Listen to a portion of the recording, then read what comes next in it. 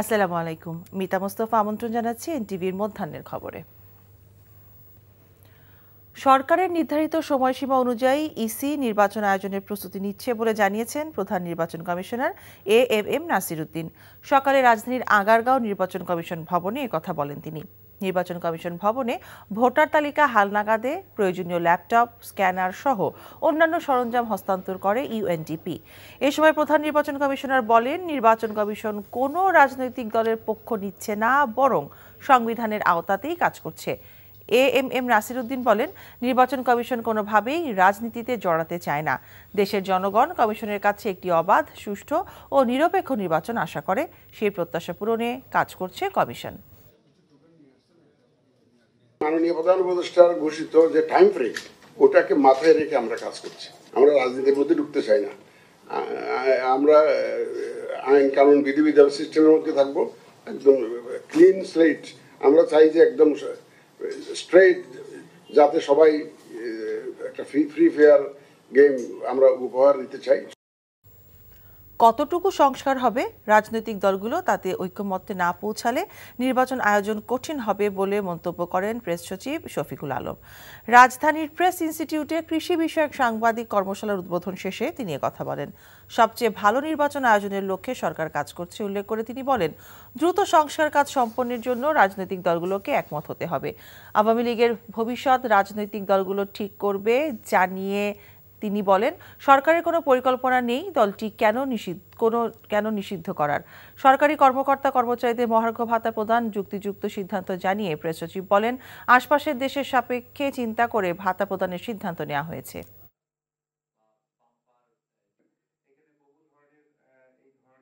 সত্যিকার অর্থে কবে ইলেকশন হবে এটা ডিসাইড করাই টাফ না। এক একটা রিফর্মের উপর দেখা যাচ্ছে টাইম লাইনটা। আপনি বলছেন যে না, যদি কেউ বলে ফেলে যে এই ইয়েতে যে না প্রেসিডেন্সিয়াল ইলেকশনটা আগে হবে বা স্থানীয় ইলেকশনটা আসবে, সেগুলোর ক্ষেত্রে তো একটা ডিফারেন্ট টাইপের মানে প্রস্তুতি দরকার হয়।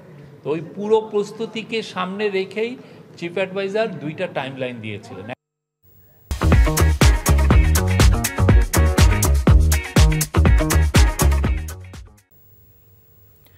বিডিআর বিদ্রোহের ঘটনায় বিস্ফোরক আইনে মামলার শুনানির খবর জানতে আমরা এখন যাচ্ছি কেরানীগঞ্জে।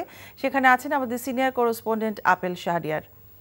আপেল, শুনানি কি শুরু হয়েছে? শুনানি বিষয়ে আপনার কাছে আর কি তথ্য আছে আমাদেরকে জানাবেন।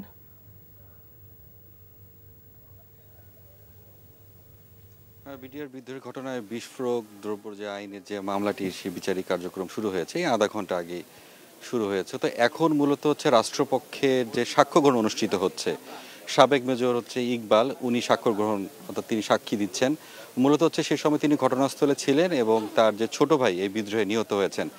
বিচারক তার কাছ থেকে সে সময়কার ঘটনার প্রবাহ শুনছেন। অর্থাৎ এই স্বাক্ষর গ্রহণের শেষে হচ্ছে আসামি পক্ষের যে আইনজীবী রয়েছেন, অর্থাৎ যেসব আসামিরা জামিন আবেদন করেছেন, সেই জামিন শুনানি অনুষ্ঠিত হবে। জানেন দীর্ঘ সময় অপেক্ষা এবং জানেন যে এই মামলাটি কিন্তু মাঝখানে কিছুটা বিলম্ব হয়েছে।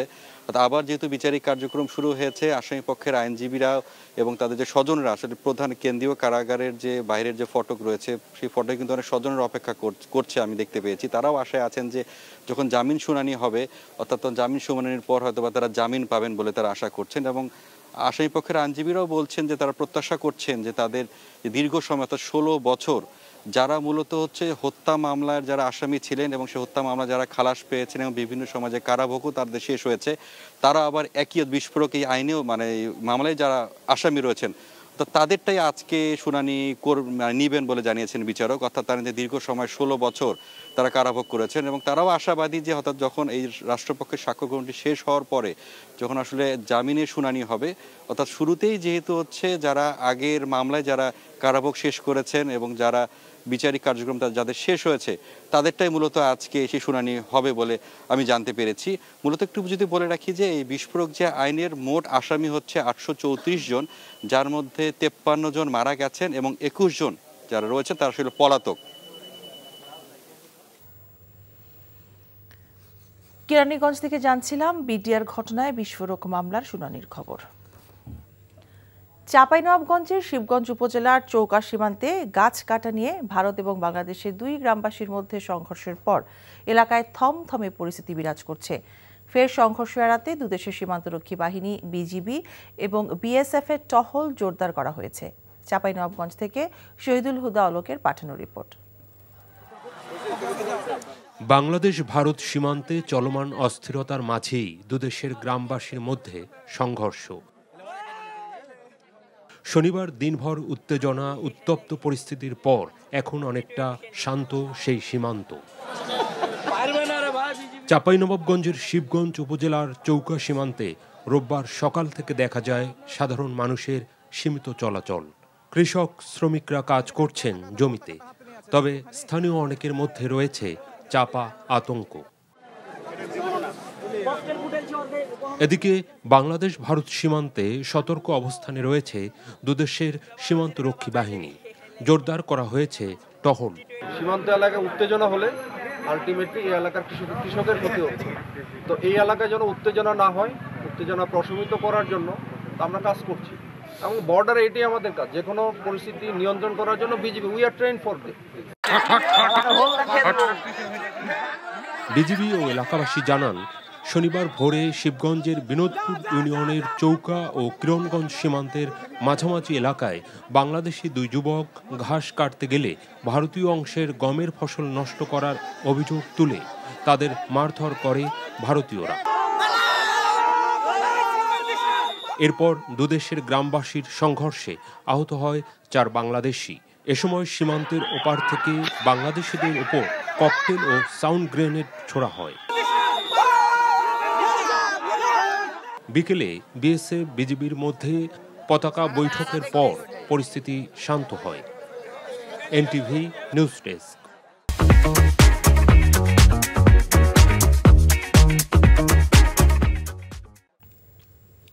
চাঁপাইনবাবগঞ্জের শিবগঞ্জে আছেন আমাদের স্টাফ করেসপন্ডেন্ট শহীদুল হুদা অলোক। আমরা সরাসরি এখন কথা বলছি তার সাথে। অলোক, সীমান্তে এখন কি অবস্থা দেখছেন, আর কৃষকরা কি আজকে জমিতে কাজ করতে গিয়েছে?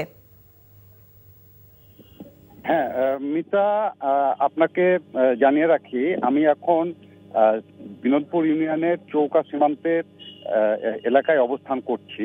এখানে বিজিবি তাদের অবস্থান গ্রহণ করেই আছেন। গতকালকের মতোই আজকেও তারা শক্ত অবস্থানে আছেন। এখানে বিজিবির 59 বিজিবির সিও লেফটেন্যান্ট কর্নেল গোলাম কিবরিয়া, তিনি তার উচ্চপদস্থ কর্মকর্তাদের নিয়ে এখানে অবস্থান করছেন। সকাল থেকে গোলাম কিবরিয়া স্থানীয় জনপ্রতিনিধি সহ গণ্যমান্য ব্যক্তিবর্গের সাথে মত বিনিময় করেছেন, যাতে উত্তেজনা আর বৃদ্ধি না পায়, উত্তেজনাটা প্রশমিত থাকে। আর সীমান্ত এলাকার মানুষের সঙ্গে আমি কথা বলে যেটি দেখেছি, এলাকার মানুষের মধ্যে একটি আতঙ্ক বিরাজ করছে। আজকে সকাল থেকে সীমান্তর ঘেঁটা এলাকাগুলোতে উৎসুক জনতাকে যেতে দেওয়া হয়নি। তবে কৃষকরা তারা সীমান্তের সংলগ্ন তাদের যে ফসলি জমি, সেগুলোতে গিয়ে তারা স্বাভাবিক কাজকর্ম করছে। তবে তারা আমাদেরকে গতকালকে সেই ভয়াবহতার বর্ণনা দিতে গিয়ে বলেছেন, তারা অতর্কিতভাবে, ভারতীয় লোকজন অতর্কিতভাবে অস্ত্রশস্ত্র নিয়ে এসে ককটেল বিস্ফোরণ করার পর এলাকায় ফসলের ব্যাপক ক্ষতি করেছিল। সেই আতঙ্কটা তারা ভুলে উঠতে পারছেন না। তবে এখন পর্যন্ত পরিস্থিতি শান্ত রয়েছে, স্বাভাবিক রয়েছে। মিতা, এই ছিল সীমান্ত থেকে সর্বশেষ পরিস্থিতি। চাঁপাইনবাবগঞ্জের শিবগঞ্জ থেকে জানছিলাম সীমান্তের পরিস্থিতির খবর। পঞ্চগড়ের তেঁতুলিয়ায় তাপমাত্রা রেকর্ড হয়েছে 7.9 ডিগ্রি সেলসিয়াস। এর আগে গতকাল সকাল 9টায় তাপমাত্রা রেকর্ড হয়েছিল 11.8 ডিগ্রি সেলসিয়াস। জেলার প্রথম শ্রেণীর তেঁতুলিয়া আবহাওয়া পর্যবেক্ষণ কেন্দ্রের ভারপ্রাপ্ত কর্মকর্তা জিতেন্দ্রনাথ বলেন, 2 দিন পর আজকে আবার 10 ডিগ্রির নিচে 7 ডিগ্রির ঘরে তাপমাত্রা অবস্থান করছে। রোববার ভোর 6টায় তাপমাত্রা রেকর্ড হয়েছে 7.9 ডিগ্রি সেলসিয়াস। 7 ডিগ্রির ঘরে তাপমাত্রা রেকর্ড হওয়ায় রংপুর বিভাগে মাঝারি শৈত্যপ্রবাহ বইছে।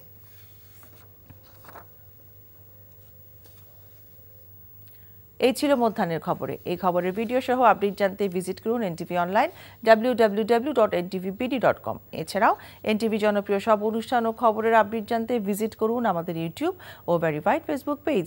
2টায় দুপুরের খবর দেখার আমন্ত্রণ রইল। সবাইকে ধন্যবাদ।